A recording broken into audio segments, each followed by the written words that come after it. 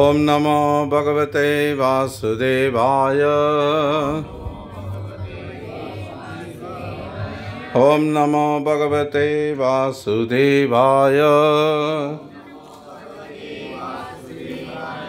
ओम नमो भगवते वासुदेवाय।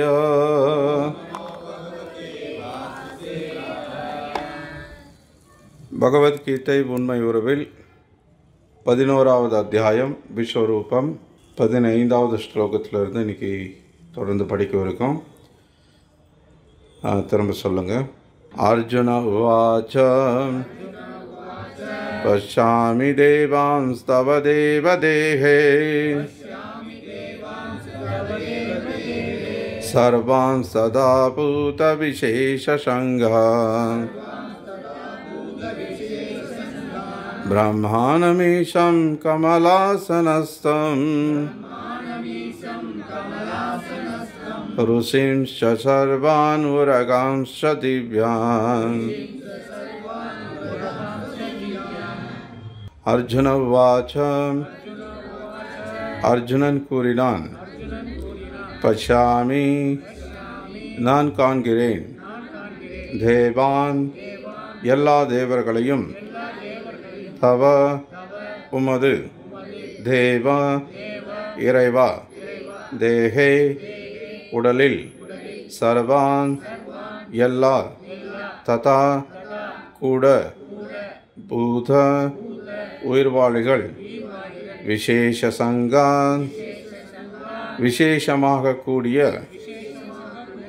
பிரம்மானம் பிரம்மதேவர், ஈசம் சிவபெருமான், கமல ஆசனஸ்தம் தாமரை மலரில் அமர்ந்த,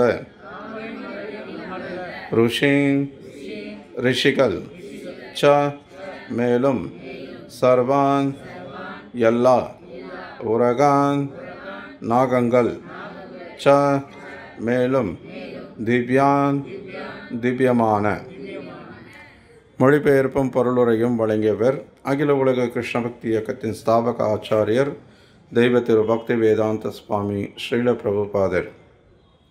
அர்ஜுனன் கூறினான், எனது அன்பிற்குரிய இறைவனே கிருஷ்ணா, எல்லா தேவர்களும் பற்பல இதர உயிரினங்களும் உமது உடலில் சிறப்பாக வீற்றிருப்பதை நான் காண்கிறேன். தாமரை மலரில் அமர்ந்துள்ள பிரம்மதேவர், சிவபெருமான், பல்வேறு ரிஷிகள் மற்றும் திவ்யமான நாகங்களையும் நான் காண்கின்றேன். பொருளுரை.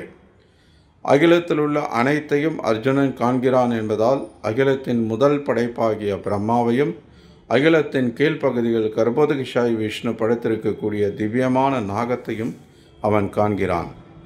படுக்கையாக விளங்கும் அந்த நாகம் வாசுகி என்று அழைக்கப்படுகிறது. வாசுகி என்று அறியப்படும் வேறு பல நாகங்களும் உள்ளன. தாமரை மலரை போன்று விளங்குவதும் அகிலத்தின் முதல் உயிர்வாளியான பிரம்மதேவர் வசிக்கக்கூடியதுமான பிரபஞ்சத்தின் மிக உயர்ந்த லோகம் முதல் கர்ப்போதகிஷாய் விஷ்ணு வரை அனைத்தையும் அர்ஜுனனால் காண முடிந்தது. அதாவது தனது ரதத்திலேயே ஒரே இடத்தில் அமர்ந்திருந்த அர்ஜுனனால் ஆரம்பம் முதல் இறுதி வரை எல்லாவற்றையும் காண முடிந்தது. முழுமுதற் கடவுள் கிருஷ்ணரின் கருணையால் மட்டுமே அது சாத்தியமானது. நமோ ஓம் விஷ்ணுபாதாய கிருஷ்ண பிரேஷ்டாய பூதலே ஸ்ரீமதே பக்தி விகாச ஸ்வாமி நாமினே. நமோ ஓம் விஷ்ணுபாதாய கிருஷ்ண பிரேஷ்டாய பூதலே ஸ்ரீமதே பக்தி வேதாந்த ஸ்வாமி நாமினே. நமஸ்தே சாரஸ்வதி தேவே கௌரவாணி பிரச்சாரிணே निर्विशेष शून्यवादी पाश्चात्य देश. जय श्री कृष्ण चैतन्य प्रभु नित्यानंद श्री अद्वैत गदाधर श्रीवासादि गौर भक्त वृंद. हरे कृष्णा कृष्ण कृष्णा हरे हरे, हरे राम राम राम हरे हरे. हरे कृष्णा. ஸோ முதல்ல எல்லாருக்கும் வணக்கம். எல்லாரையும் இந்த சத்சங்க நிகழ்ச்சிக்கு வரவேற்கிறோம். இங்கே வழக்கம் போல் பகவத்கீதையிலிருந்து 11வது அத்தியாயம் விஸ்வரூபம் தலைப்பில் இன்றைக்கி 15வது ஸ்லோகத்தை தொடங்கி இன்னும் சில ஸ்லோகங்களும் படிக்கவிருக்கும். ஸோ இது வரைக்கும் சுருக்கமாக சொல்லணுன்னா 11வது அத்தியாயத்தின் தொடக்கத்தில் அர்ஜுனன் பகவான் கிருஷ்ணரிடத்தில் 2வது ஸ்லோகத்திலேயே விஸ்வரூபத்தை காட்ட சொல்லி ஒரு வேண்டுகோள் விடுக்கிறான். அந்த வேண்டுகோளின்படி பகவான் விஸ்வரூபத்தை காட்ட முன்வரார். அதுக்கு முன்னாடி அந்த விஸ்வரூபத்தை பார்ப்பதற்கு அர்ஜுனனுக்கு திவ்யமான கண்களை கொடுக்கிறார், திவ்ய சக்ஷு. அந்த கண்களை கொண்டு அர்ஜுனன் அந்த விஸ்வரூபத்தை பார்க்க தொடங்குகிறான். பகவான் விஸ்வரூபத்தை காட்டுறார். போன வாரம் சஞ்சயன் திருதராஷ்டிரருக்கு முதல்ல சில ஸ்லோகங்களில் விஸ்வரூபத்தை பற்றின வர்ணனையை விவரிக்கிறத நம்ம கேட்டோம். இப்போ இன்னைக்கு ஸ்லோகத்திலிருந்து அர்ஜுனனை நேரடியாக அந்த விஸ்வரூபத்தை பற்றின வர்ணனையை கொடுக்கறத நம்ம பார்க்கலாம். இப்போது இந்த ஸ்லோகங்கள், அர்ஜுனன் பேசக்கூடிய ஸ்லோகங்கள் விஸ்வரூபத்தின் வர்ணனையாகவும் எடுத்துக்கலாம், பகவானிடத்தில் அர்ஜுனன் வைக்கக்கூடிய ஒரு பிரார்த்தனையாகவும் கூட எடுத்துக்கலாம். இன்றைக்கி படிச்சிருக்கிற இந்த முதல் ஸ்லோகத்தில் அர்ஜுனன் பார்க்கக்கூடிய விஷயங்கள் என்ன அப்படின்னா, இந்த பிரபஞ்சத்தில் இருக்கிற அனைத்தையுமே பார்க்குறான். சில பிரபுபாதர் இங்கே பொருளுரையில் விவரிக்கிறார். முதல் உயிர்வாளியான பிரம்மா தொடங்கி கர்ப்பதகஷாய் விஷ்ணு சயனித்திருக்கக்கூடிய அந்த அவருடைய ஆசனமான வாசுகி வரைக்கும் அப்படின்னா இந்த பிரபஞ்சத்தில் எல்லாத்தையுமே அர்ஜுனன் பார்க்குறான். விஸ்வ அப்படின்னா பிரபஞ்சம், விஸ்வரூபம், இந்த பிரபஞ்சத்தை அப்படியே மொத்தத்தையும் காட்டுறாரு பகவான். இது பக்தர் அல்லாதவர்களுக்கு சொல்லும்போது புரிஞ்சுக்கிறது ரொம்ப கஷ்டமான ஒரு விஷயம். முதல்ல இந்த பிரபஞ்சம் எவ்வளோ பெருசு இருக்குன்றதே எவ்வளோ பேருக்கு புரிஞ்சிக்கக்கூடிய தன்மை இருக்குன்னு தெரியல. ஏன்னா வெறும் குறுகிய அறிவு, குறுகிய அனுபவம் கொண்ட ஒரு சின்ன அணு ஆத்மாவான நமக்கு இந்த பிரபஞ்சத்தை புரிஞ்சுக்கிறது அல்லது இந்த பிரபஞ்சத்தை ஒரே இடத்துல இருந்து பார்க்குறதுன்றதை புரிஞ்சுக்கிறது இதெல்லாம் அவ்வளோ எளிதான ஒரு விஷயம் கிடையாது. ஏன்னா நம்முடைய அனுபவம் பார்த்திங்க அப்படின்னா, நம்மளில் பெரும்பாலானவர்கள் நம்ம ஊரை விட்டு வெளியில் போனவங்களாக கூட இருக்க மாட்டோம். பெரும்பாலான மக்கள் முன்பெல்லாம், அஃப்கோர்ஸ் இப்போ நிறைய வாகன வசதிகள், நிறைய பயணம் செய்கிறதுக்கான வசதிகள்லாம் நிறையா வந்துட்டதுனால இன்றைக்கி இந்தியா முழுக்க நிறைய பேர் பயணம் செய்கிறதெல்லாம் சாதாரணமான விஷயமாகிடுச்சு. இன்னும் சொல்லணுன்னா வெளிநாடுகளுக்கெல்லாம் கூட சாதாரணமாக பயணம் செய்கிறதுன்றது வழக்கமான ஒரு விஷயமாகிடுச்சு. ஆனால் சில வருடங்களுக்கு முன்னாடி வரைக்கும், என்னுடைய வாழ்க்கையிலே நான் என்னுடைய 25வது வயசில் இந்த கிருஷ்ண பக்தி அறிமுகமாச்சு பக்தருடைய கருணையால். அதுக்கு முன்னாடி வரைக்கும் தமிழ்நாட்டை விட்டு வெளியில் போனது கிடையாது. அதிகபட்சமாக பார்த்திங்கன்னா சேலத்திலேருந்து திருப்பதி தான் அதிகபட்ச தூரம் பயணம் பண்ணது. தமிழ்நாட்டு எல்லை தாண்டின இடம் அப்படின்னா திருப்பதி தான், அதுக்கு மேலே போனது கிடையாது. ஸோ எதுக்காக இது சொல்ல வரேன்னா, நிறைய மக்கள் எனக்கு தெரிஞ்சு எங்கள் ஊரில் கிராமத்தில் எல்லாம் அந்த ஊரை விட்டு வெளியிலே போனது கிடையாது. நிறைய பேர்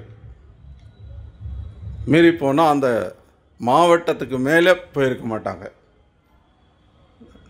அதிகபட்சமாக எங்கேயாவது ஒரு திருமணம் அப்படின்னா கூட பார்த்திங்கன்னா உறவுக்காரங்களாக இருப்பாங்க. அது அந்த அதிகபட்சமாக அந்த மாவட்டத்துக்குள்ளேயே, அந்த ஊருக்குள்ளே இருக்கும், இல்லைன்னா பக்கத்து ஊரில் இருக்கும், இல்லைன்னா பக்கத்து தாலுக்காவில் இருக்கும். அவ்வளோதான். அந்த மாவட்டத்துக்குள்ளேயே அவங்களுடைய பயணம், அவங்களுடைய வாழ்க்கை எல்லாம் முடிஞ்சிடும். இப்போது அந்த அளவுக்கு ஒரு குறுகிய அனுபவம் உள்ள ஒரு ஜீவாத்மாவான நமக்கு இன்றைக்கி இந்தியா முழுக்க எத்தனை விதமான மக்கள் இருக்காங்க, எத்தனை விதமான கலாச்சாரம் இருக்குது, எத்தனை மொழி பேசப்படுது, எத்தனை விதமான பண்பாடு இருக்குது அப்படின்றதெல்லாம் நம்மளால் அவ்வளோ எளிதான ஒரு விஷயம் கிடையாது. எவ்வளோ மொழிகள் இருக்குது அப்படின்னு ஆச்சரியப்படுற அளவுக்கு இருக்குது. நமக்கு தெரிஞ்சதெல்லாம் தமிழ். அதுவும் இங்கே தமிழ்நாட்டில் இந்த அரசியல்வாதிகள் கடந்த 50 வருஷமாக தமிழ் தமிழ் தமிழ்னு தமிழை மட்டுமே. ஓகே, தமிழ் ஒன்றும் குறைந்தது கிடையாது. தமிழ் பெருமைக்குரிய ஒரு மொழி தான். ஆனால் இதுக்கு அப்பாற்பட்டு நம்ம அறிவை வளர்த்துக்கிறதுக்கு எவ்வளோ விஷயங்கள் இருக்குது, நம்மளை மேம்படுத்திக்கிறதுக்கு எவ்வளோ விஷயங்கள் இருக்குது. துரதிர்ஷ்டவசமாக இந்த குறுகிய மனப்பான்மை கொண்ட இந்த மக்களால் இன்றைக்கி சமஸ்கிருத அறிவு ரொம்ப குறைஞ்சி போச்சு. மக்கள் மத்தியில் சமஸ்கிருத அறிவு குறைஞ்சி போனதுனால வேத ஞானத்தை கிரகித்து கொள்கிறதுக்கான பக்குவம் குறைஞ்சி போச்சு. அதனால் மக்களுடைய அறிவு வந்து ரொம்ப ரொம்ப குறுகிய நிலையில் இருக்குது. வேதம் நமக்கு முழுமையான அறிவை கொடுக்கிறது, பூரணமான அறிவை கொடுக்கிறது. நம்ம வந்து நம்மளுடைய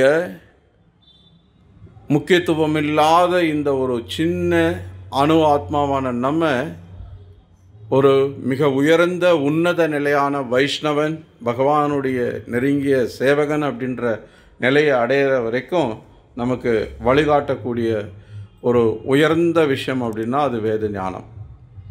வேதம் நமக்கு அதுக்கான வழிகாட்டுதலை கொடுக்கறது. ஆனால் துரதிர்ஷ்டவசமாக இன்றைக்கி வேதம்னா என்னங்க, என்ன கதை புத்தகமா அப்படின்னு கேட்குற நிலைக்கு வந்துருச்சு. இன்றைக்கி அது கூட அப்படின்னா அப்படி கூட யோசிக்கிற அளவுக்கு இன்றைக்கி மக்கள்கிட்ட கிடையாது, அறிவு கிடையாது.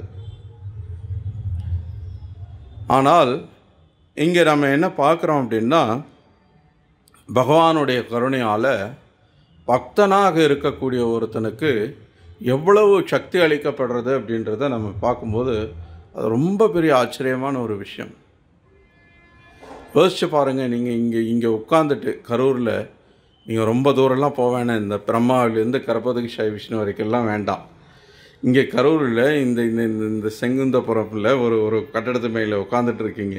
இங்கிருந்து இந்த கரூருக்குள்ளேயே என்ன எவ்வளோ மக்கள் இருக்காங்க, எவ்வளோ வீடுகள் இருக்குது, எவ்வளோ கடைகள் இருக்குது, எவ்வளோ கோயில்கள் இருக்குது, எவ்வளோ பல்வேறு விஷயங்கள் இருக்குது. இது எல்லாத்தையும் தெரிஞ்சுக்கணுன்னா இங்கே உட்காந்துட்டு எல்லாத்தையும் பார்க்கணுன்னா முடியுமா?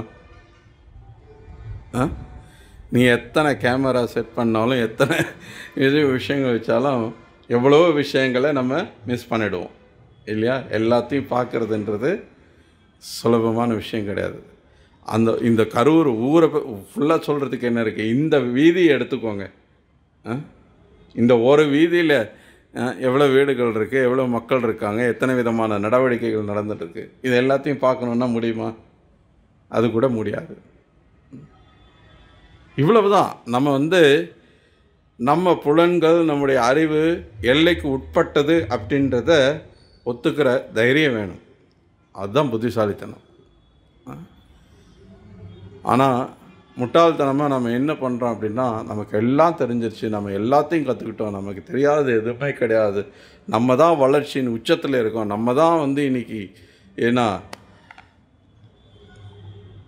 மிகப்பெரிய புத்திசாலி அப்படின்னு நினச்சிக்கிட்டு பெருமைப்பட்டுருக்கோம். ஆனால் உண்மை என்ன அப்படின்னா, அறியாமையில் ரொம்ப ரொம்ப நம்ம வீழ்ச்சி அடைஞ்சு அதில் பாதாளத்துக்கு போயிட்டுருக்கோம். அறியாமையின் காரணமாக நிறைய செய்யக்கூடாத செயல்களில், ஈடுபடக்கூடாத செயல்களில் ஈடுபட்டு நம்ம பாவ செயல்களில் மேலும் மேலும் பாவத்தை சேர்த்து நம்ம நரகத்துக்கு தான் போயிட்டுருக்கோம். நம்ம அப்படின்னா பொதுவாக மக்களை நான் சொல்கிறேன், என்னடா நம்ம எல்லாம் பாவம் எல்லாம் விட்டுட்டு இங்கே ஹரே கிருஷ்ணன் ஜெபம் பண்ணிகிட்ருக்குறோம், பிரபு திடீர்னு நம்ம பாவம் பண்ணுறாரு அப்படின்னு யோசிக்காதீங்க. அதுதானே யதார்த்தம், அதுதானே உண்மை. ஏதாவது ரொம்ப மிகைப்படுத்தி சொல்கிறேன்னா, இன்றைக்கி உதாரணத்துக்கு பிரபுபாதர் இன்றைக்கி ஒரு உபன்யாசம் கேட்டேன், நேற்றுன்னு நினைக்கிறேன். அதில் ஒரு விஷயம் சொல்கிறார். ஸ்ரீமத் பாகவதம் 10வது ஸ்கந்தத்தில் முதல் ஸ்கந்தத்தில் 10வது அத்தியாயத்திலிருந்து ஒரு ஸ்லோகத்துக்கான ஒரு உபன்யாசம் கொடுக்குறார். அதில் பரீட்சித் மகாராஜர் தன்னுடைய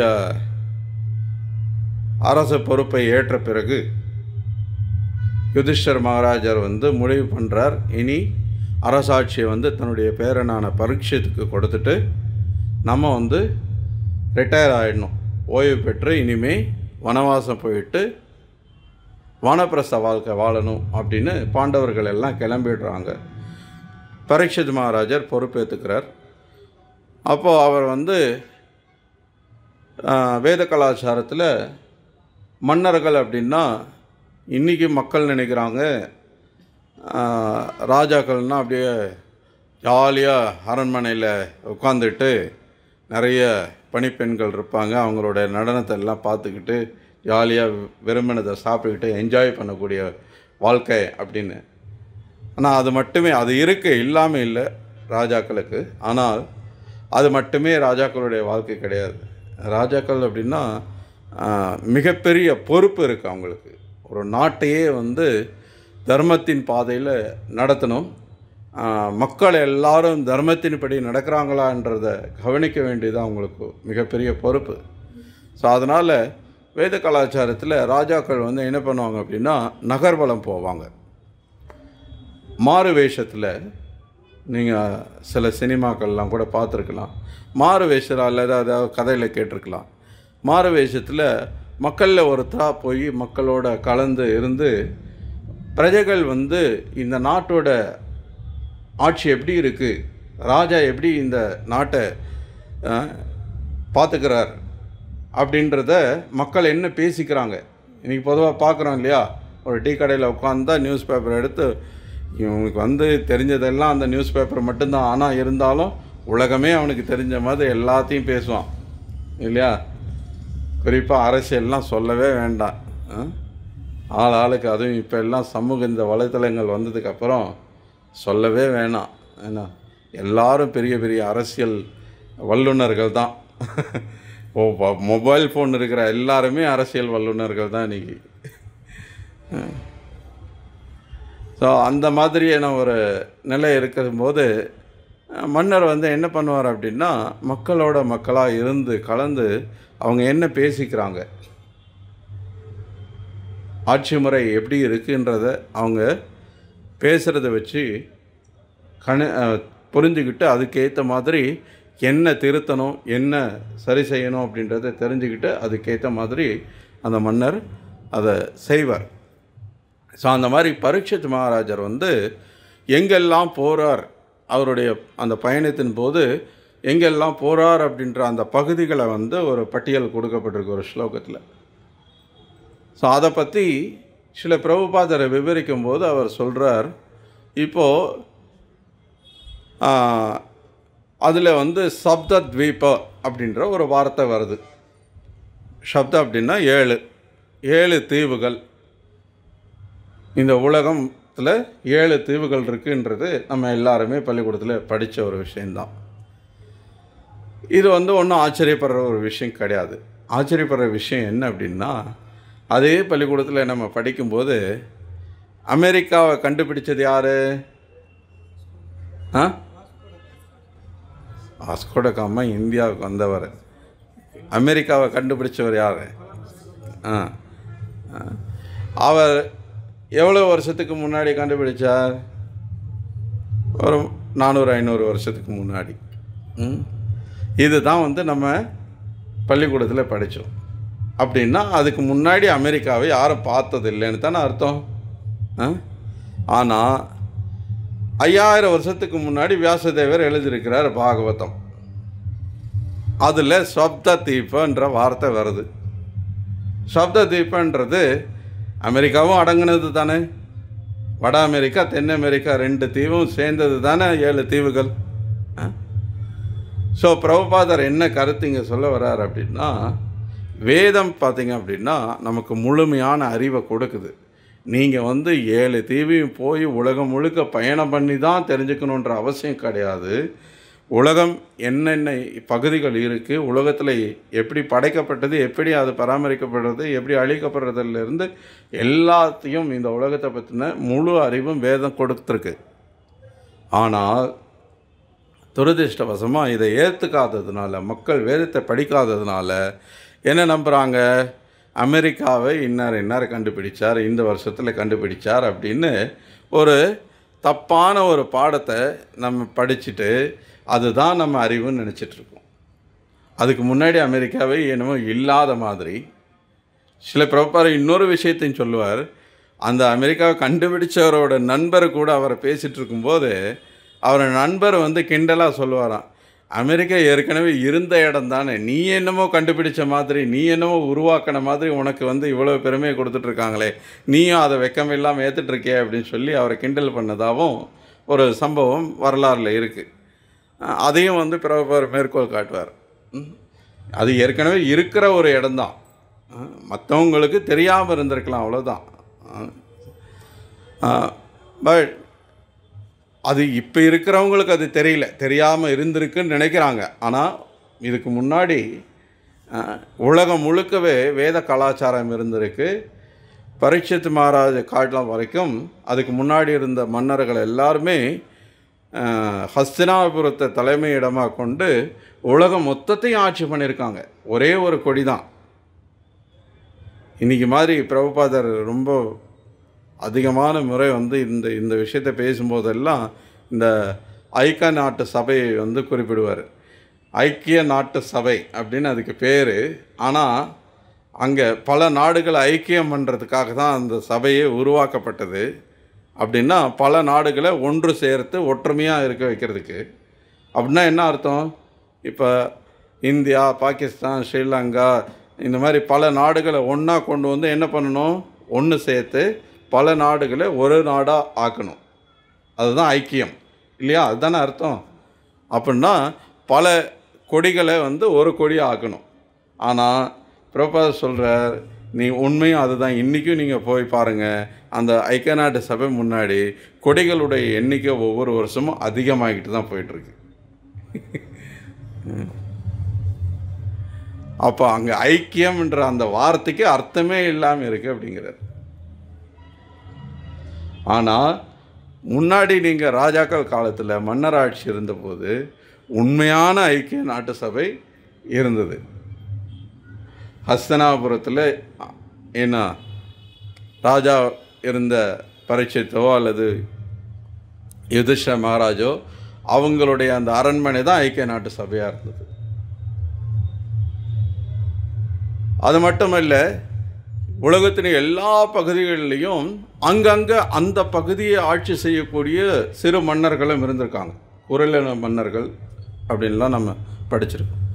ஸோ அந்த மன்னர்கள்லாம் என்ன பண்ணணும் அப்படின்னா, இந்த பேரரசருக்கு, இந்த சக்கரவர்த்திக்கு கப்பம் கட்டணும், வரி செலுத்தணும்.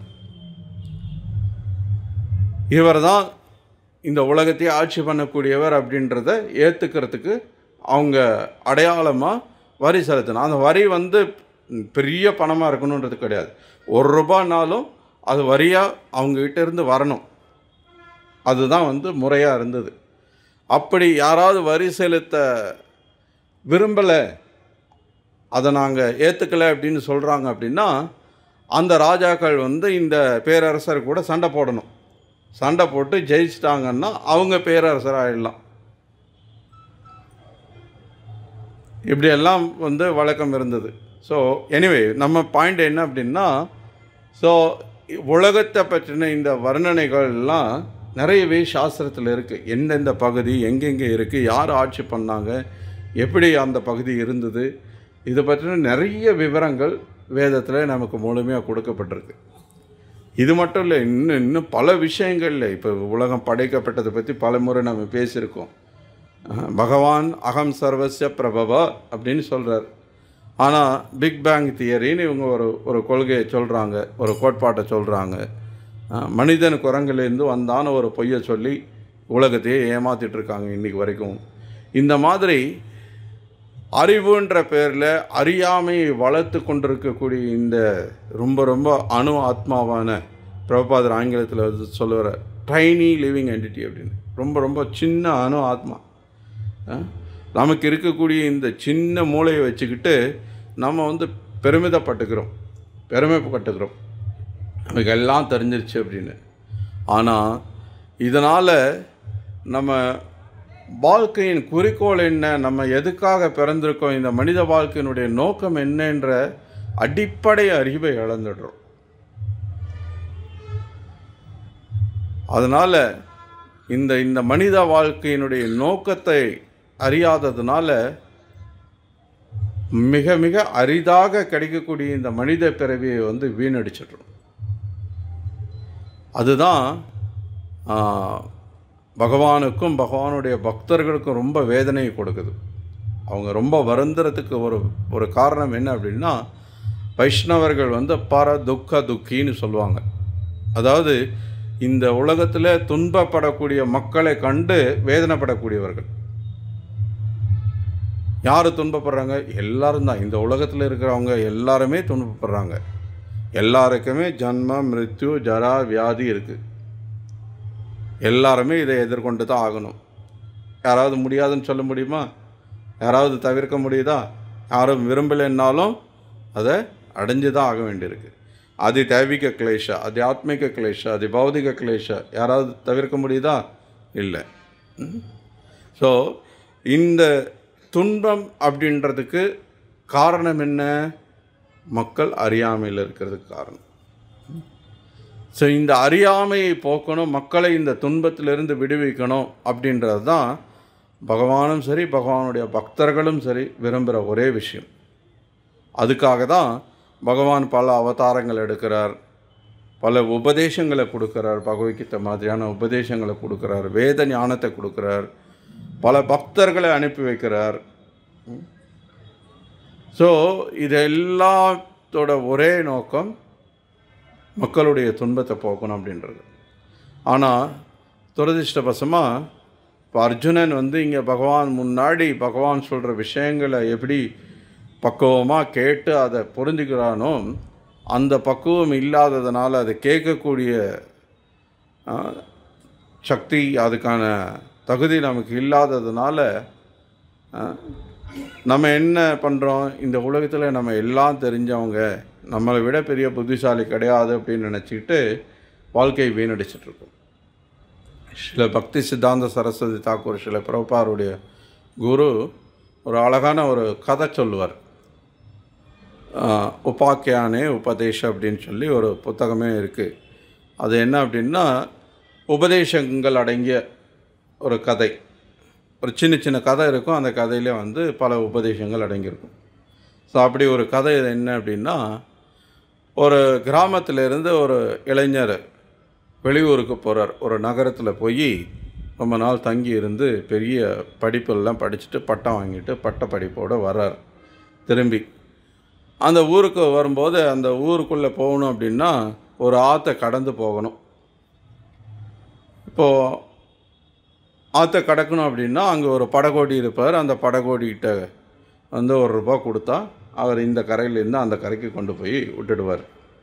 அப்படி தான் வழக்கமாக மக்கள் போகிறது வழக்கம். ஸோ அந்த மாதிரி அந்த பட்டப்படிப்பு படிச்சுட்டு வந்தவர் ஆற்றை கடக்க விரும்புகிறார். படகோட்டி கூப்பிட்றார். படகோட்டி படகுல அவரை உட்கார வச்சுட்டு துடுப்பை போட்டு அந்த கரைக்கு போயிட்டுருக்கிறார். போகிற வழியில் ஒரு கொஞ்சம் தூரம் போன உடனே அந்த படகோடிக்கிட்ட இந்த பட்டம் படிச்சுட்டு வந்தவர் ஒரு கேள்வி கேட்குறார். உனக்கு புவியியல் பற்றி தெரியுமா? இந்த உலகம் எத்தனை நாடுகள் கொண்டிருக்கு, என்னென்ன நாடுகள் இருக்குது, என்னென்ன மாதிரியான நிலப்பரப்பு இருக்குது, இதெல்லாம் உனக்கு தெரியுமான்னு கேட்குறாரு. அந்த படகோட்டி சொல்கிறார், எனக்கு அதெல்லாம் எங்கேயா தெரியும், நான் இந்த ஊரில் படகு ஓட்டிகிட்ருக்கிறேன், எனக்கு அதெல்லாம் எங்கே தெரிய போகுது, எனக்கு இந்த ஊருக்கு அப்புறம் எதுவுமே தெரியாது. அப்போ அந்த படித்தவர் சொல்கிறார், உன் வாழ்க்கையில் நீ ஒரு 25% வீணடிச்சிட்ட, உனக்கு உலகத்தை பற்றி எதுவுமே தெரியலையே அப்படின்னு சொல்லி. சரின்னு கொஞ்சம் தூரம் போனதுக்கப்புறம் மறுபடியும் இன்னொரு கேள்வி கேட்குறாரு. உனக்கு இந்த வானவியலை பற்றி ஏதாவது தெரியுமா? எவ்வளோ லோகங்கள் இருக்குது, எத்தனை உலக கிரகங்கள் இருக்குது, எத்தனை நட்சத்திரங்கள் இருக்குது, இதெல்லாம் எப்படி இயங்குது, இதை பற்றின விவரங்கள் உனக்கு தெரியுமான்னு கேட்குறாரு. அது எனக்கு என்னங்க, மேலே ஆகாயத்தில் பார்த்தா சூரியன் தெரியுது, சந்திரன் தெரியுது, நட்சத்திரங்கள் தெரியுது, அவ்வளோதான். எனக்கு அதுக்கப்புறம் வேறு எதுவும் தெரியாது அப்படிங்கிறாரு. அப்போ அவர் சொல்கிறார், வாழ்க்கையில் நீ 50% வீணடிச்சிட்ட, இதெல்லாம் தெரியாமல் அப்படின்ட்டு. இன்னும் கொஞ்சம் தூரம் போனதுக்கப்புறம் இன்னொரு கேள்வி கேட்குறாரு. அந்த கேள்விக்கும் அவர் பதில் தெரியாமல் முழிக்கிறார். அப்போ சொல்கிறார், உனக்கு 75% வாழ்க்கையை வீணடிச்சிட்ட அப்படிங்கிறாரு. ஸோ இப்போ வந்து பார்த்திங்கன்னா அந்த படகு வந்து பாதி ஆற்றை கடந்திருக்கு, நடு ஆற்றுல இருக்குது. இந்த கரையிலேருந்து அந்த கரைக்கு போகணும், பாதி தான் கடந்திருக்காங்க. இப்போ இந்த நேரம் பார்த்து நல்லா மேகமெல்லாம் இருட்டிடுச்சு, ரொம்ப இடி மின்னல் பயங்கரமாக வருது, மழை பெய்ய போகிறது நல்லா தெரியுது. அந்த கரைக்கு போகிறதுக்கு முன்னாடி மழை வந்துடும்னு நல்லா தெரியுது. இப்போ வந்து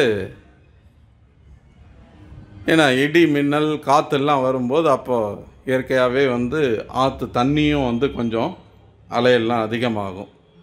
ஸோ அப்போ வந்து படகும் கொஞ்சம் ஆட்டம் காணுது. ஸோ அப்போ வந்து படகுக்காரர் கேட்குறாரு இவர்கிட்ட, உங்களுக்கு நீச்சல் தெரியுமான்னு. இவர் தான் வந்து பட்டம் படிச்சுட்டு வந்திருக்கிறாரு. இவருக்கு எங்கே போய் நீச்சல்லாம் தெரிய போகிறது, இவருக்கு நீச்சல் தெரியாதுங்கிறாரு. அப்போ படகுக்காரர் சொல்கிறார், உன் வாழ்க்கை 100% நீ இழந்துட்டப்பா. என்ன நீ எனக்கு அது தெரியல இது தெரியலன்னு சொன்ன, ஆனால் உனக்கு நீச்சல் தெரியாமல் உன் வாழ்க்கையே போகுது இப்போது அப்படின்னு சொல்லி, இந்த மீன் டைம் பார்த்திங்கன்னா மழை வந்துடுது, படகெல்லாம் தண்ணி நிரம்பி இவரை தண்ணி அடிச்சுட்டு போயிடுது. படகுக்காரர் பாட்டுட்டு அழகாக நீந்தி அந்த கரைக்கு போயிடுறாரு. ஸோ கருத்து என்ன அப்படின்னா, இந்த மாதிரி இன்றைக்கி விஞ்ஞானிகள், தத்துவவாதிகள், அறிஞர்கள், பெரிய பெரிய பேராசிரியர்கள் எவ்வளவோ துறைகளில் எவ்வளவோ ரொம்ப ரொம்ப நுணுக்கமான விஷயங்கள்லாம் ரொம்ப படிக்கிறாங்க, நிறைய படிக்கிறாங்க. மருத்துவர்கள்லாம் பாருங்கள், இவ்வளோ பெரிய புத்தகம் அப்படியே இப்போ வந்து ஏன்னா ஒரு ரூமே பத்தாது, அவ்வளோ பெரிய புத்தகங்கள்லாம் படிக்கிறாங்க. 5 வருஷம் படிக்கிறதுக்குள்ளே போதும் ஆகிடும். அப்படியே வார்த்தையெல்லாம் வாயிலே நுழையாது, ரொம்ப கஷ்டம். உண்மையிலேயே வந்து அந்த 5 வருஷத்துக்கு நீங்கள் வந்து அதில் முழு மனசோட உயிர் மூச்சு எல்லாம் அதுதான் அப்படின்னு நீங்கள் ஈடுபட்டால் வழியே நீங்கள் டாக்டர் ஆகிறதெல்லாம் அவ்வளோ எளிதான விஷயம் கிடையாது. அஃப்கோர்ஸ் இன்றைக்கி பணம் இருந்ததுன்னா போதும், அது வேறு விஷயம். ஸோ கருத்து என்ன அப்படின்னா, இன்றைக்கி மக்கள் எவ்வளவோ விஷயங்களில் எவ்வளவோ நிறைய படிக்கிறாங்க, நிறைய நுணுக்கங்களை தெரிஞ்சு வச்சுருக்காங்க. ஆனால் என்ன தெரிஞ்சுக்கணுமோ அதை மட்டும் விட்டுட்டாங்க. இதுதான் முட்டாள்தனம். என்ன வாழ்க்கையை பற்றின ரொம்ப ரொம்ப அடிப்படையான ஆஇ தெரிய கூட இல்லை அவங்களுக்கு. வாழ்க்கையினுடைய முதல் பாடமே ஆஇயே, நான் இந்த உடல் இல்லை ஆத்மான்ற உண்மை. நீங்கள் இன்றைக்கி ஒரு சிலர்லாம் பார்த்திங்கன்னா, நான் சமீபத்தில் ஒரு வீடியோ பார்த்தேன். அதில் ஒருத்தர் சொல்கிறாரு, நான் வந்து 40 PhD பண்ணியிருக்கிறேங்கிறார். 40 PhD.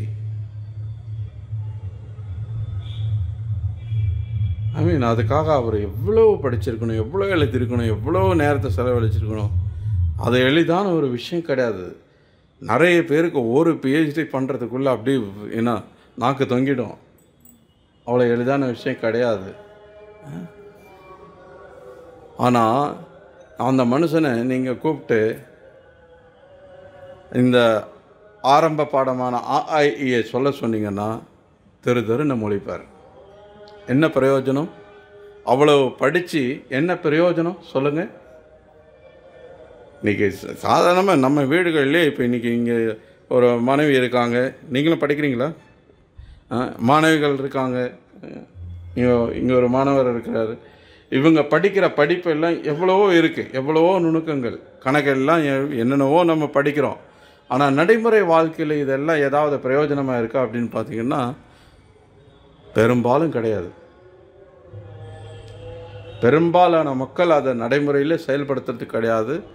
அப்படியே செயல்படுத்தினாலும் வாழ்க்கையின் இறுதி குறிக்கோள் அடையிறதுக்கு ஏதாவது ஹெல்ப்பாக இருக்கா, சப்போர்ட்டிவாக இருக்கான்னா ஒன்றும் கிடையாது. அப்போது இதை எப்படி நம்ம அறிவுன்னு சொல்கிறது? அதனால தான் இது அறியாமைன்னு சொல்லப்படுது. பின்னாடி நம்ம 13வது அத்தியாயம் வரும்போது பார்க்கலாம்.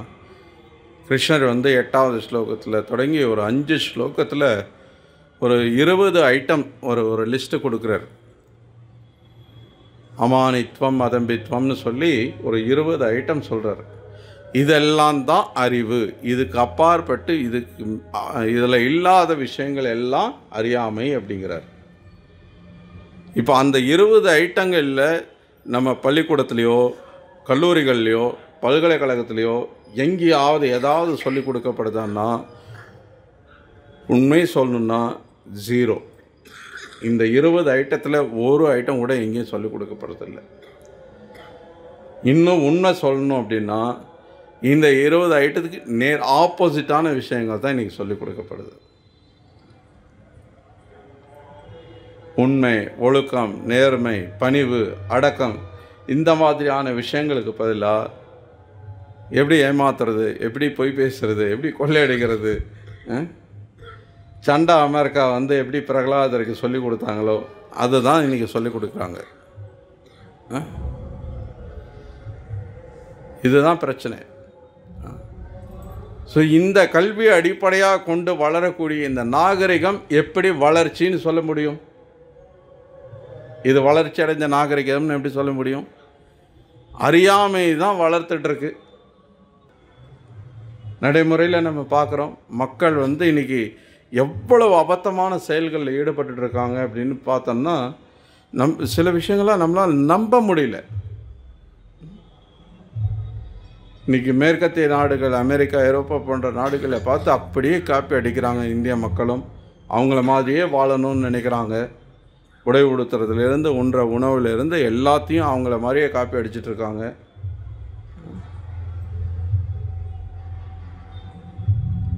ஆனால்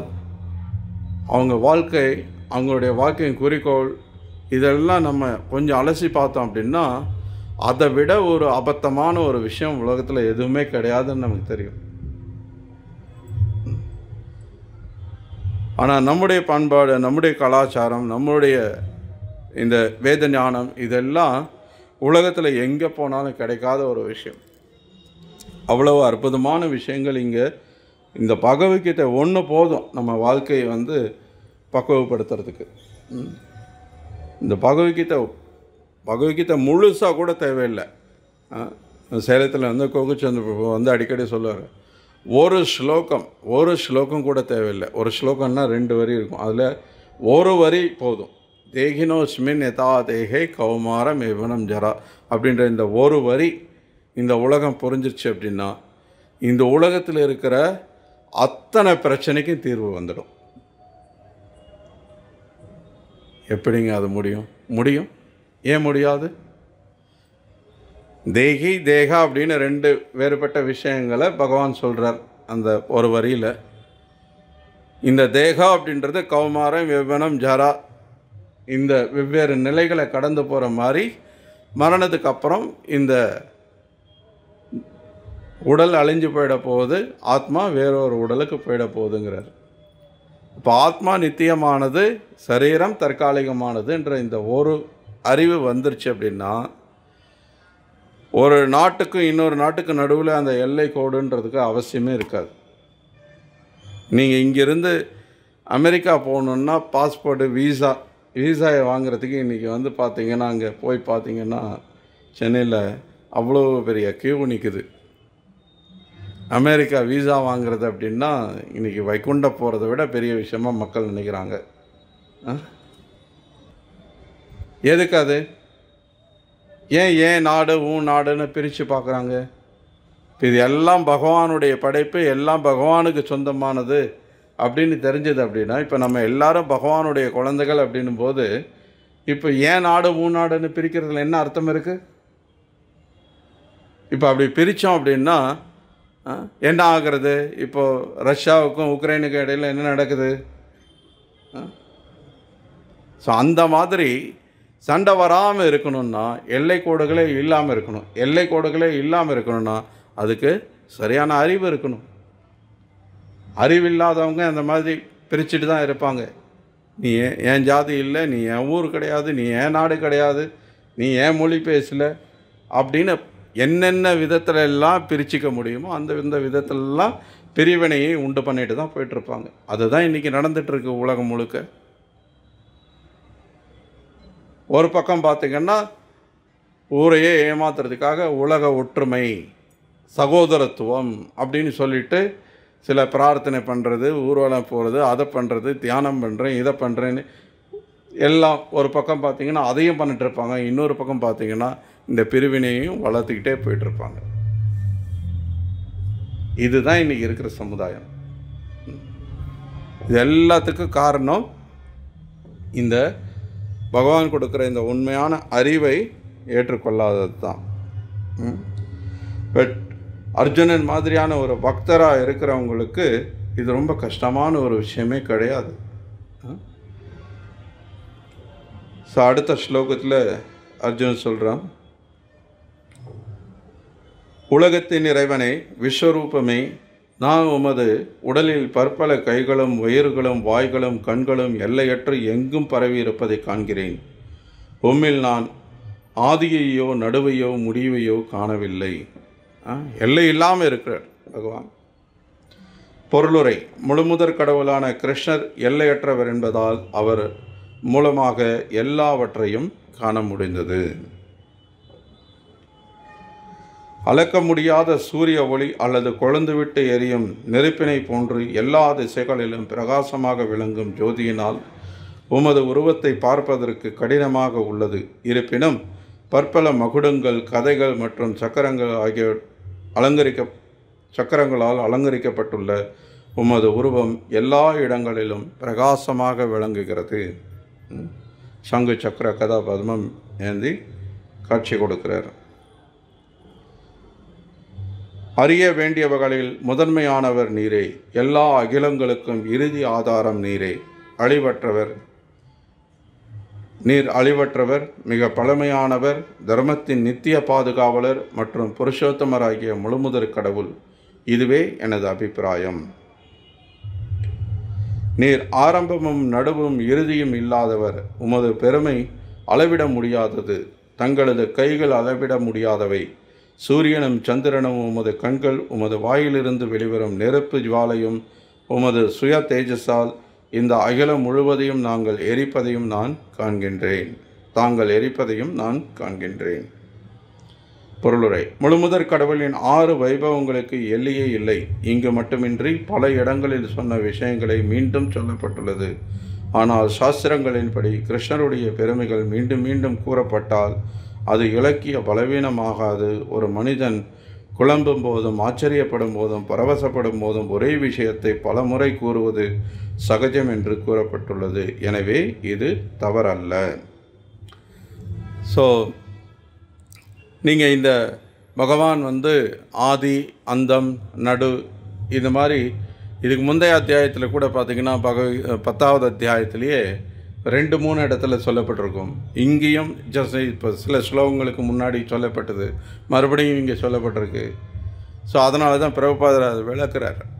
இது ஒரு எழுத்தில் வியாசதேவர் தெரியாமல் திருப்பி எழுதுனதே எழுதிட்டார், அல்லது பகவான் பேசினதையே திருப்பி பேசிட்டார், இது மிஸ்டேக் அப்படின்லாம் கிடையாது.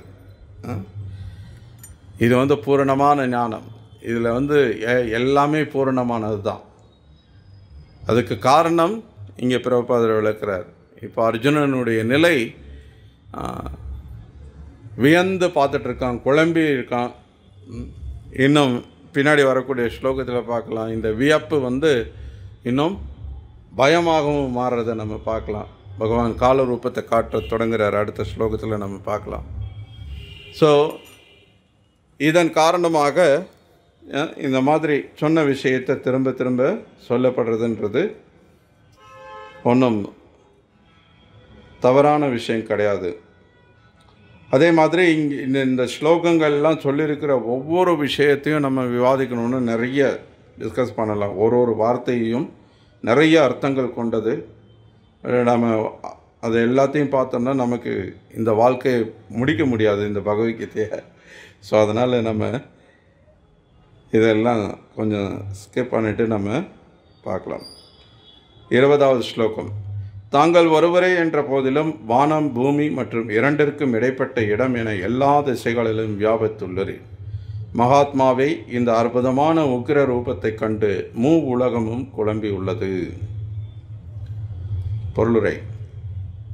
தியாவ் ஆப்ரித்திவ்யோ ஸ்வர்க்கத்திற்கும் பூமிக்கும் இடைப்பட்ட பகுதி மற்றும் லோகத்ரயம் உலகங்கள் ஆகிய சொற்கள் இப்பதத்தில் மிகவும் முக்கியமானவை. ஏனெனில் இறைவனுடைய இந்த விஸ்வரூபத்தை அர்ஜுனன் மட்டுமின்றி பிற லோகங்களில் வசிப்பவர்களும் பார்த்தனர் என்று தோன்றுகிறது. அர்ஜுனன் விஸ்வரூபத்தை பார்த்தது ஒரு கனவல்ல. பகவானால் தெய்வீக பார்வை அளிக்கப்பட்ட அனைவரும் போர்க்களத்தில் அவரது விஸ்வரூபத்தை கண்டனர். ஸோ அகைன் இந்த ஸ்லோகத்திலையும் நம்ம என்ன பார்க்குறோம் அப்படின்னா, இந்த விஸ்வரூபம் அர்ஜுனனுக்கு மட்டுமல்ல, இன்னும் பலருக்கும் தெரிஞ்சிருக்கு. மேலுலகங்களில் இருக்கக்கூடிய தேவர்கள்லாம் கூட அதை பார்த்துருக்காங்க. சில விஸ்வநாத் சக்கரவர்த்தி தாக்கூர் சொல்கிறார், அர்ஜுனனால் தேவர்களையும் பார்க்க முடிஞ்சது. ஸோ அந்த காலத்தில் எல்லாம் மக்கள் தர்மத்தின்படி வாழ்ந்தவர்கள்ன்றதுனால, தர்மத்துக்கு எதிரானவர்கள் இல்லைன்றதுனால தேவர்கள் பூலோகத்துக்கு வர்றதும், பூலோகத்தில் இருக்கிற சில தகுதி வாய்ந்த நபர்கள் தேவலோகங்களுக்கு போயிட்டு வர்றதுன்றது சகஜமான ஒரு விஷயமா இருந்தது. நீங்கள் மகாபாரதம் படிக்கும்போதோ அல்லது மற்ற புராணங்கள்லாம் படிக்கும்போது நீங்கள் பார்க்கலாம், இங்கிருந்து சில மன்னர்கள் பூலோகத்திலிருந்து தேவலோகத்தை போய் ஆட்சி பண்ணவங்கள்லாம் இருக்காங்க. தேவலோகத்துக்கு போயிட்டு வந்தவங்க, அர்ஜுனன் போயிட்டு வந்திருக்கான். இந்த மாதிரி இங்கிருந்து அங்கே போயிட்டு வர்றதும், அங்கே இருக்கக்கூடிய தேவர்கள் இங்கே இருக்கக்கூடிய மன்னர்கள் நடத்தக்கூடிய யாகங்களில் பங்கு எடுத்துக்கிட்டு அவங்களுக்கு ஆசீர்வாதம் பண்ணிட்டு போகிற பல சம்பவங்கள் எல்லாம் நம்ம கேட்குறோம். அதெல்லாம் நடந்தது அப்படின்னா அப்போ இருந்த மக்கள் அந்த மாதிரி தகுதி வாய்ந்தவர்களாக இருந்தாங்க. தர்மத்தை அறிந்தவர்களாக, தர்மத்தை கடைபிடித்தவர்களாக இருந்தாங்க. இந்த பூமி தர்ம பூமியாக இருந்தது. ஆனால் இப்போது தர்மம்னா என்னன்னே தெரியாததுனால தர்மத்தை கடைபிடிக்கிறத பற்றி சொல்கிறதுக்கு என்ன இருக்குது? அப்போது இன்றைக்கி நமக்கெல்லாம் அது ஏதோ கட்டுக்கதை மாதிரி தான் தெரியும். அதை நம்புறது ரொம்ப கஷ்டமான ஒரு விஷயமா இருக்கும். இன்றைக்கி தேவதாக்களை பற்றின வர்ணனை எல்லாம் சொல்லும்போது இன்றைக்கி இருக்கிற மக்களுக்கு ஏற்றுக்கிறதுக்கு கொஞ்சம் கூட பக்குவமே இருக்காது, அதுக்கான அறிவே இருக்காது. ஏன்னா அறிவு அப்படின்றது நம்முடைய திறமையினால் மட்டும், நம்ம படிக்கிறதுனால மட்டும் வளர்கிற ஒரு விஷயம் கிடையாது. குறிப்பாக ஆன்மீக சம்பந்தமான அறிவு அப்படின்றது ரிவீல்டு ஸ்கிரிப்சர்ஸ், ரிவீல்டு நாலேஜ் அப்படின்னு சொல்லுவாங்க. சில பிரபுபார் அடிக்கடி அந்த வார்த்தையை பயன்படுத்துவார். ரிவீல் அப்படின்னா வெளிப்படுத்தணும். பகவான் விரும்பினாதான் அந்த அறிவை நமக்கு கொடுப்பார். வேதத்தை நீங்கள் படிக்கலாம், ஆனால் என்ன படிச்சிங்கன்றதை தெரிஞ்சுக்கணுன்னா பகவான் விரும்பினாதான் அது சாத்தியம். நான் படித்தேனே, எனக்கு தெரிஞ்சிருச்சேன்னு நீங்கள் சொல்ல முடியாது. படித்தாலும் நமக்கு அது தெரியாமல் தான் இருக்கும். அதனால தான் இங்கே பகவத்கீதையிலேயே இது ரகசியமான அறிவுன்னெல்லாம் நம்ம 9வது அத்தியாயத்தை படித்தோம். பல இடங்களில் பகவான் அந்த வார்த்தையை சொல்கிறார். குஹ்யம் அப்படின்ற வார்த்தையை பயன்படுத்துகிறார். ரகசியம் அப்படிங்கிறார். எப்படி அது ரகசியம்? பக்தோசிமே சகாசேதி ரகசியம் ஹேத்தது உத்தமம் அப்படின்னு 4வது அத்தியாயத்தை சொல்கிறார். நீ என்னுடைய பக்தனும் நண்பனமாக இருக்கிறதுனால இந்த உத்தமமான ரகசியத்தை நான் உனக்கு சொல்கிறேங்கிறார். இன்னும் இதுதான் புத்தகமே நீங்கள் அச்சடித்து உலகம் முழுக்க விநியோகம் பண்ணிகிட்ருக்கீங்க, எல்லா மொழியிலையும். எப்படி போய் இது ரகசியம்னு சொல்கிறீங்க? எல்லோரும் தான் படிக்கிறோமே. அதுதான் ரகசியம். ஏன்னா படித்தாலும் எல்லாருக்கும் அது புரிஞ்சிட போகிறது கிடையாது. அதை புரிஞ்சுக்கிறதுக்கு நம்ம தகுதியானவர்களாக நம்மளை ஆக்கி கொள்ளணும். அதுக்கு பகவான் என்ன சொல்கிறாருன்றதை பகவானுடைய பக்தர்கள்ட்டிருந்து கேட்டு அதன்படி நடக்கணும். அதுக்கு தான் நம்மளுடைய இயக்கத்துக்கு வரக்கூடியவங்களுக்கு நம்ம என்ன சொல்கிறோம், முதல்ல பாவம் செய்கிறத நிறுத்துங்க. பாவிகளாக இருக்கிற வரைக்கும் ஆன்மீக அறிவை புரிஞ்சுக்கிறதுக்கான கெப்பாசிட்டி நமக்கு வராது, பகவான் கொடுக்க மாட்டார். முதல்ல பாவத்திலேருந்து நம்மளை விடுவிச்சுக்கணும். ஏஷாம் தொந்த கதாம் பாப்பம் ஜனானா புண்ணிய கர்மனா. ஸோ மாமிசம் சாப்பிட்றது, சூதாட்டம், போதை பழக்கம், தகாத பாலுறவு போன்ற பாவ செயல்களை நிறுத்தணும். அதோடு மட்டும் இல்லாமல் ஹரே கிருஷ்ணா கிருஷ்ணா கிருஷ்ணா ஹரே ஹரே, ஹரே ராம ராம ராம ஹரே ஹரேன்னு பகவான் நாமத்தை ஜெபம் பண்ணுறோம். எதுக்கு? சேத்த தர்ப்பணம் ஆர்ஜனம் பவ மகாதாபாக்னி நிர்பாபனம். இந்த இதயத்தை அப்போ சுத்தமாகும். தர்ப்பணம்னா கண்ணாடி தூசு படைஞ்சிருக்கு, ரொம்ப நாள் பயன்படுத்தலை, பல வருஷங்களாக பயன்படுத்தலை அப்படின்னா ரொம்ப தூசாக இருக்கும். எடுத்த முகத்தை பார்த்தா தெரியுமா? தெரியாது, வெறும் தூசு தான் தெரியும். அது மாதிரி இப்போ நம்மளை பார்க்க முயற்சிக்கிறோம், ஆனால் வெறும் காம குரோத லோப மோக மத மத்சர இந்த அழுக்கெல்லாம் போட்டு மூடி வச்சிருக்கு. நம்ம பார்க்க முடியல. நம்ம பார்க்கணுன்னா நமக்கு தெரிஞ்சதெல்லாம் இந்த உடல் தான். நம்மளை பார்க்கறதுக்கு பதிலாக நம்மளை மறைச்சிருக்கிற இந்த காம குரோத லோப இதனால் ஆன இந்த உடல் தான் நமக்கு தெரியுது. ஸோ நம்ம பார்க்கணும் அப்படின்னா அதுதான் தன்னை அறிதல் அப்படின்னு சொல்கிறது. தன்னை அறிதல், நான் யாருன்னு தெரிஞ்சுக்கிறது. அதுக்கு எதையும் தூய்மை அடையணும். அந்த கண்ணாடி சுத்தமாகணும். கண்ணாடி சுத்தமாகணும்னா ஹரே கிருஷ்ணா கிருஷ்ணா கிருஷ்ணா ஹரே ஹரே, ஹரே ராம ராம ராம ஹரே ஹரே. இதுக்கு வேறு எந்த சோப்பு தூளோ அல்லது எந்த வாஷிங் பவுடரோ எதுவும் போட்டாலும் இல்லது வாஷிங் மிஷினில் போட்டு 4 சுற்று சேர்த்து சுற்றினா க்ளீன் ஆகிடுங்க. அதெல்லாம் ஆகாது. பகவத் நாமந்தான், பகவானுடைய கருணை தான் அதுக்கு சாத்தியம். எப்படி இங்கே திரும்ப சொல்லப்படுறது, பகவானுடைய கருணையால் இது சாத்தியமாச்சு, பகவானுடைய கருணையால் அர்ஜுனனால் பார்க்க முடிஞ்சது. ஸோ அது மாதிரி பகவானுடைய கருணை இருக்கும்போது, பகவானுடைய நாமத்தின் மூலமாக நம்ம எதையும் தூய்மை அடையும் போது நம்ம பகவானை தெரிஞ்சுக்க முடியும். பகவானை தெரிஞ்சிட்டா அதுக்கப்புறம் நமக்கு தெரிஞ்சுக்கிறதுக்கு வேறு எதுவுமே கிடையாது. ஹரே கிருஷ்ணா. பகவத்கீதை உண்மை உறவில் கி ஜாய். ஸ்ரீல பிரபுபாத கி ஜாய்.